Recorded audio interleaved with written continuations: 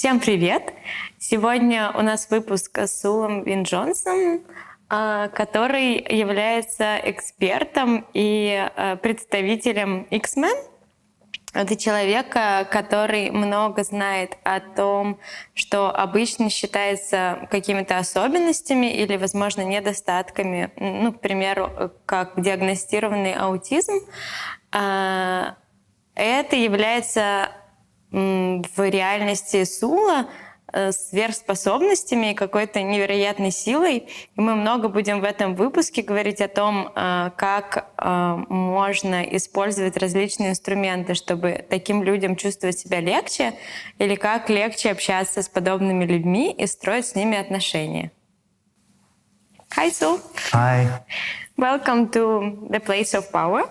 I love the place of power. Oh, tell me more. Yeah, well, you've created something really amazing here, and I've seen a lot of different people coming here, and we were talking the other day about business and how you create with business and the journey that you've been on, and yeah, it's amazing to see someone creating something like this. Thank you. Yeah. I'm very glad that you came to us, and I'm really grateful for yesterday's class. It was really, really short, but very brain-frying. Yeah, they're kind of intense classes, so I keep them pretty short. Yeah. And I want to talk more about these things when we are doing ourselves wrong about something which we feel or maybe perceive or something else. Yeah. Maybe you can tell what typical things people using for creating wrongness. Yeah, well, it's it's like one of our favorite sports. It's an Olympic sport of ours to make ourselves wrong. Yeah, but the thing with wrongness is pretty much you can make yourself pretty much wrong about anything, and it's like what we do is there's something that we would like to choose, and we think that we have to go through this like labyrinth maze of right and wrong to get to what we'd actually like to choose. And so one of the things that I've noticed is that when I'm making myself wrong, often I'm actually just being like aware of someone else's point of view, or it's somewhere where I'm trying to make myself right. And please tell more about these things when we aware about somebody else's maybe thoughts or feelings, emotions. Yeah. So most people would consider that like whatever they're aware of belongs to them, and it's just inside their head. It's just mine. It doesn't belong to anyone else. But X-Men in particular will be aware of all of the thoughts, feelings and emotions of everyone from 8,000 to 800,000 miles around them at all times. Yeah. And it's like no one tells us this, no one gives us this information. And so we go around the world living our lives as if it's everything that we're aware of is ours. And often, like, if it's not yours and it doesn't actually match what's true for you, you'll make yourself wrong because you're aware of it. So, for example, I can be crazy about something which is doing my neighbors. Yeah, for sure. It's like, if you're... So one of the ways that Gary Douglas and Dane here, the founders of Access Consciousness, came to the information of X-Men was by working with people and kids. And so what they would do is the parents more often than not would call up and be like, my kid is doing this weird thing where they wash their hands all the time. And, it's like we don't know why. And so one of the things that they found, just as an example, was that they went to this girl's house and they asked her questions. Okay, so what are you aware of? And the information that they got when they asked her questions was that there was someone that was living in their garage who had been watching pornography, and he felt bad and ashamed about it. And so what she was doing was she was washing her hands to try and get rid of the shame and the guilt of it all. And that's one thing that we talk about in the X-Men is OCD capacities, obsessive compulsive disorder. And that's an example of someone who has a heightened sense of awareness of everything around them, and they pick it up. But unless someone asks them a question, they just think it's theirs. They don't know who it belongs to. During my life, I was making me wrong about very emotional condition. I'm usually crying a lot and doing something hysterical stuff. And, it was a relatives was another kind of person, and they usually saying each other, we don't know what's happening. Yeah. I also did that a lot as well. I would be very, sensitive as a younger man, and it was crying a lot. And, a good friend of mine, Brendan Watt as well, who's going to be here facilitating the Choice of Possibilities in Russia.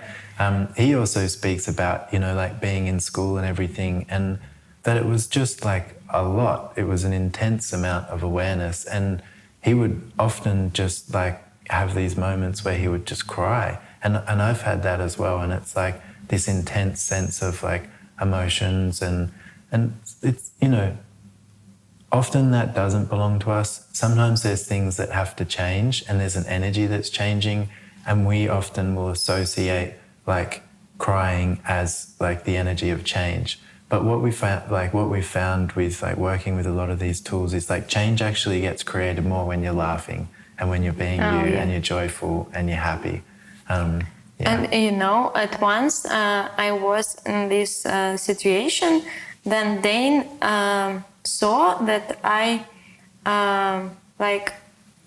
misidentified joy and sadness.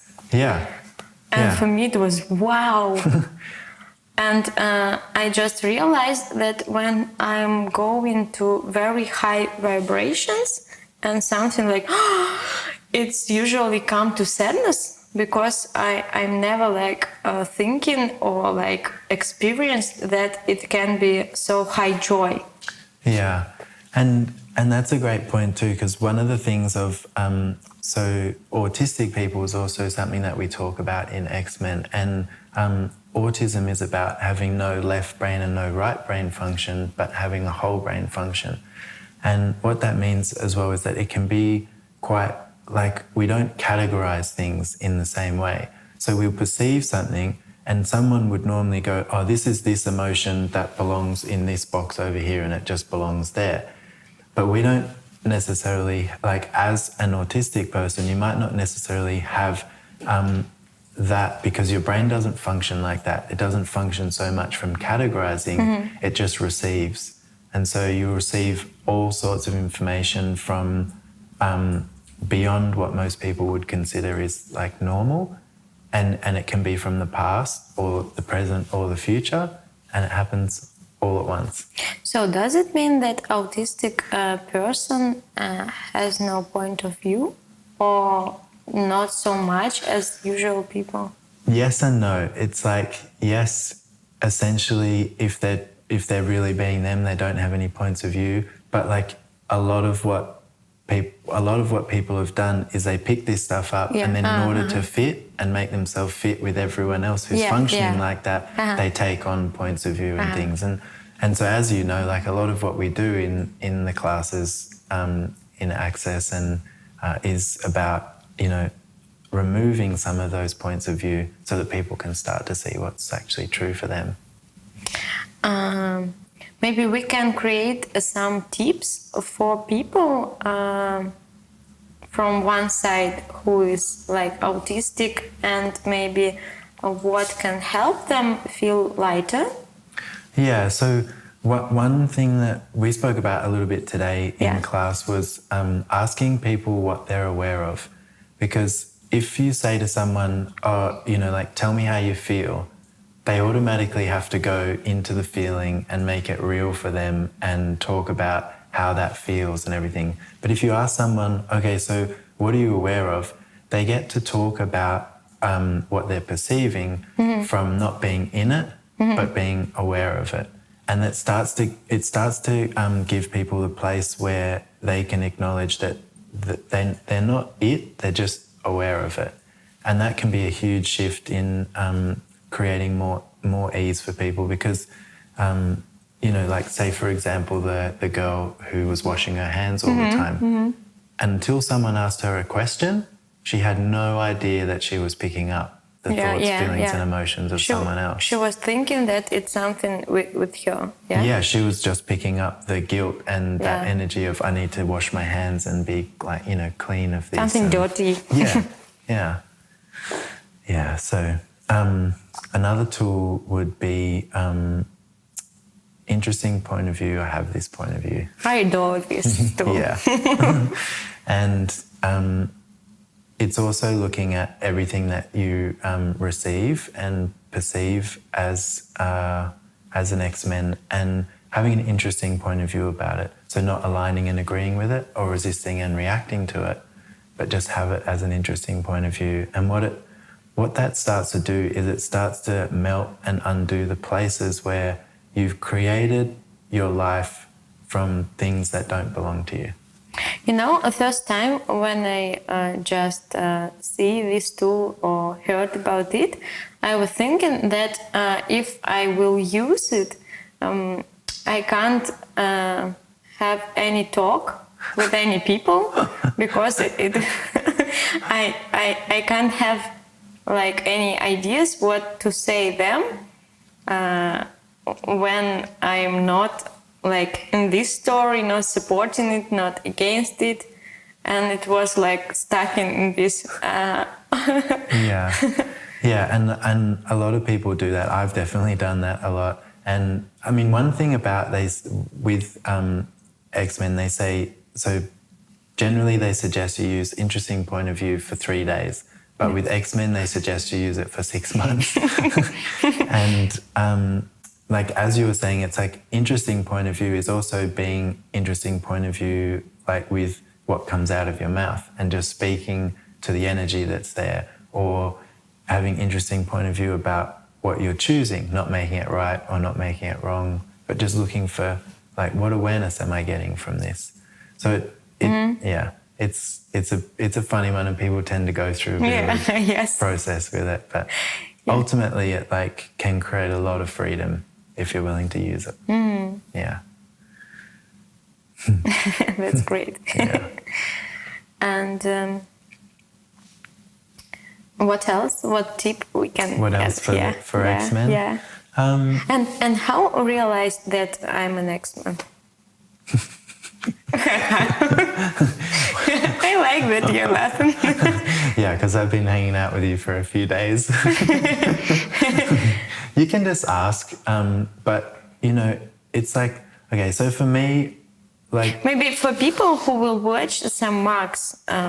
Yeah, so when you don't have a sense of like belonging, or you just feel like so different and so weird, and you wonder like how come this world doesn't make sense to me?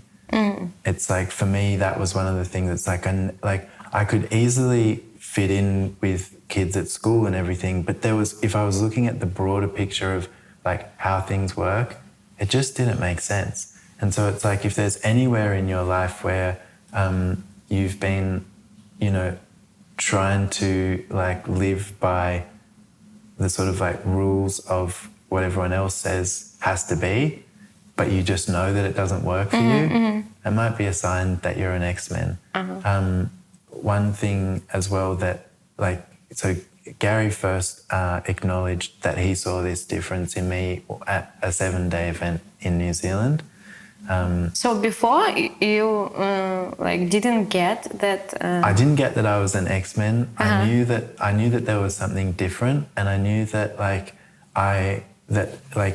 energy was my strongest language. Like most people will talk to someone, and they'll just function from the words that that person says. But for me, there's always an energy when I'm speaking with someone that speaks louder than the words. And so I knew that there was something different, but I didn't know what it was. I didn't know why it was, just that it was. And so him acknowledging that as like an autistic capacity gave me the place where I could start to actually look at, okay, so what is this and how can I use it? There's a great movie called Temple Grandin, and it's about a lady in America who grew up with autism, and her mum made her go to school and made her study, and also allowed her to be like educated. And she was non-verbal when she was little, and then as she was being educated and her mum was working with her and she got people to work with her, she was able to talk. And what she does now is she goes around the world delivering seminars talking about, you know, like autism and how people function differently, and how they can use it to create.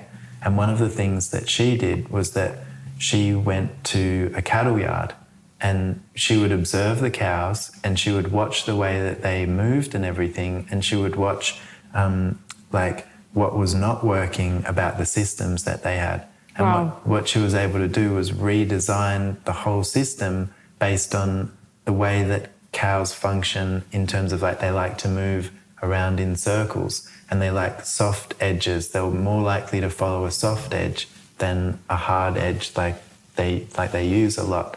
And she just spent all of this time in this cattle yard observing, watching, and then designed a whole different system that got like rolled out across America and made a huge difference in the productivity and the kindness to the animals. So that's great. Yeah, it's an example of a capacity and how to use it. So, and maybe some tips for people who like live or have relationship with autistic people. Yeah, my poor partner. Some life hacks. Yeah. It's definitely different, but generally people will be drawn towards someone who also has a similar sense of space about them. Like autistic people in particular function telepathically a lot, and so a lot of it's energetic communication or not necessarily verbal. And so being able to like have someone that's able to have that sense of space and doesn't have to fill it in with words and stuff all the time. It's so funny, you know, when we were like in relationship with my husband but not married and maybe not live together, when like something started, I usually ask him to say me something. Yeah. Or say me more about it, or tell me how cool I am, for example. And he was saying me like, I'm telling. And where, when, how? But he's, I'm telling you. What way, what form? And he said that it's like not verbal, but more like energetically or with some like other condition. And first time for me it was like, what's going on? Yeah.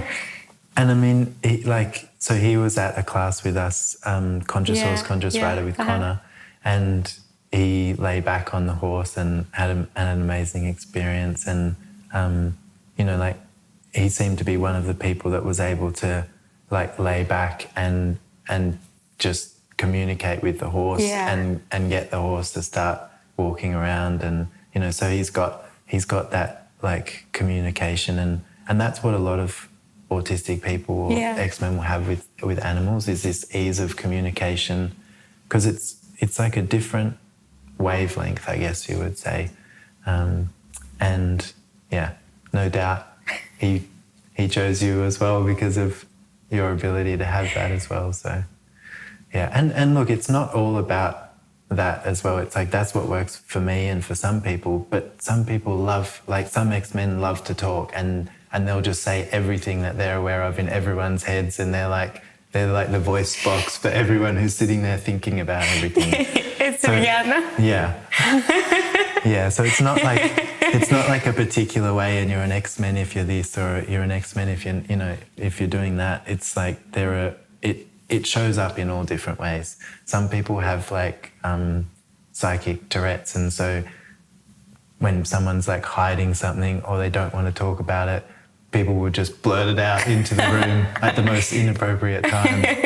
And yeah, so it's fun, and it's like, what would it be like as well if it was, like a fun and a joy to explore who you are and the different ways that you function in the world, and to just embrace like the gift that you are and the gift that you can be.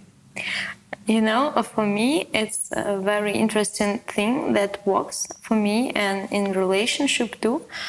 Talk more about how other person sees something or perceives something is so interesting, because in this reality we don't talk about it like more, or sometimes never talk. Yeah. One of the other things that I've started to do recently is something called Return of the Gentleman. It's a class with a few men, and it's based on the books that Dane and Gary wrote, Return of the Gentleman and the Gentleman's Club.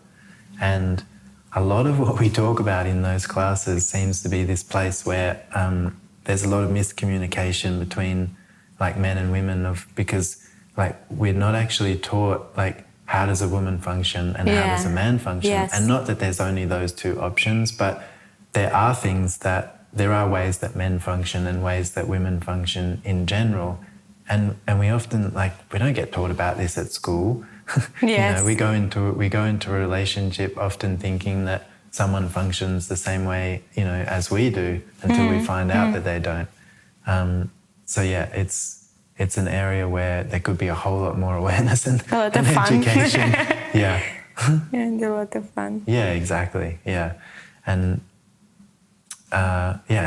relationship should be fun, and it should create more in your life. And I like this ease and light, how you explaining and telling about this topic, because for a lot of people it's like something very difficult or not easy. Yeah. And I'm different. Yeah. Yeah. And there are moments with everything where, things can get difficult and, things can be hard, but it's like essentially with X-Men, I definitely at the start went through a lot of where I'd made myself wrong for all of these places that I was different. And then I just realized, this is part of me and part of who I am. And it's like I can either make myself wrong for it, or I can use it to create something different. And that's actually what Gary and Dane found when they started talking to kids and adults that were displaying some of these traits, was that there was an amazing creative capacity behind what was being, diagnosed and labelled as a disability. Wow. Yeah. That's great. Yeah.